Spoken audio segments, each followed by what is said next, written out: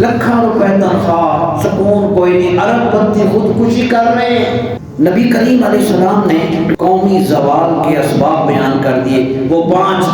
قال ابن عباس قال النبی صلی اللہ علیہ وسلم خمس بخمس، 5 چیزوں پر 5 سزائیں ملتی ہیں۔ نمبر 1، ما نقض قوم العہد الا سلط علیہم العدو، جو قوم عہد شکنی کرتی ہے، وعدہ خلافی کرتی ہے، جب اپوائنٹمنٹ لیٹر ملتا ہے تو کہ لکھا ہوتا ہے میں پورا ٹائم دوں گا، میں سارا کام دیانتداری سے کروں گا، اور جب عہدہ مل جاتا ہے تو خان صاحب آتے ہی نہیں، سیٹ تنخواہ مل جا رہی ہے، پہلی اکاؤنٹنگ آ جا رہی ہے، کام کیوں کریے؟